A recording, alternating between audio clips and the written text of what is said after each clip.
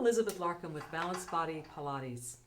Some of my clients have lost the ability to rotate their thoracic area opposite the pelvis during gait, during walking. So here's the sequence that we use.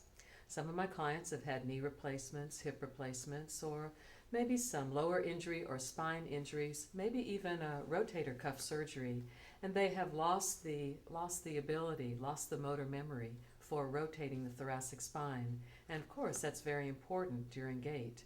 Really important to have the thoracolumbar junction directly lined up above the sacrum.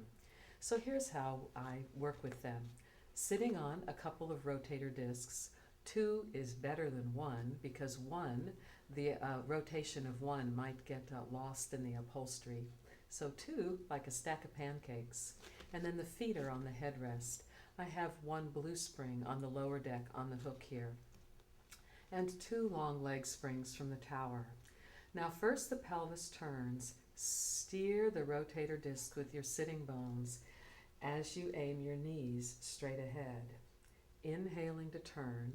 Undifferentiated rotation, undifferentiated, she said, with the pelvis, ribs, and head, neck, and eyes.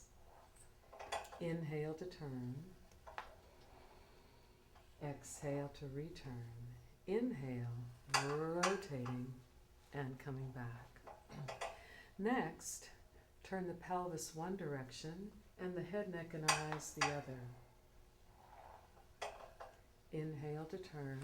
Start with the pelvis turning first and then follow with the head, neck, and eyes in the other.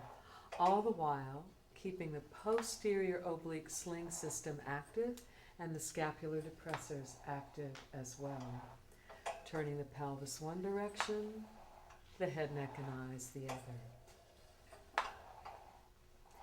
Next, focus on differentiating the pelvis and the thoracic area. So the hips turn, the pelvis, the sitting bones turn, the rotator discs one direction, and then have the idea of turning the thoracic spine, the shoulder, the head, neck, and eyes opposite that. So now the separation is more at the waist. Pelvis turns one way, ribs, shoulders, neck, and head, neck, and eyes the other.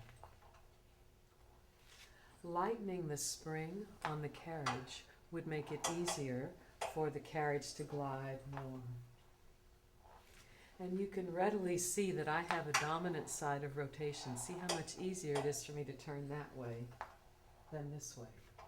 When you identify the less clear rotational pattern on yourself or your client, say to yourself, self, do the less strong side first. And most. Turn the pelvis one way, the ribs, shoulders, neck, and head, neck, and eyes the other. It's even more difficult for me to talk when I do the less capable side, and then alternate sides. Now, if you don't have a tower handy, no problem. You don't even need to use the tower springs. Of course, you can use the cords on the reformer instead. Cross the cords, take the short loops around your wrist, and start the whole project again. Undifferentiated rotation, pelvis, ribs, shoulders, neck, head, and eyes. Then just turn the head opposite the direction that everything else is going. And finally, the ribs and head, neck, and eyes turn opposite where the pelvis is going. Sternum turns one way, PSI is the other. Last 2 coming up. And last 1. Now you can also turn the pelvis one way, the ribs the other, and the head, neck, and eyes can turn where the pelvis is aiming.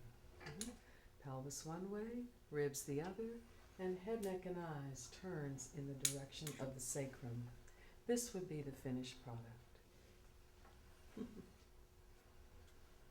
You can add a bit of supination with your arms. That will make this easier to access your pelvis, your shoulder girdle.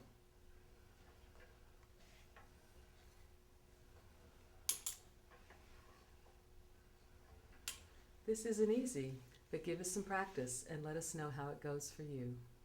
Bye-bye now.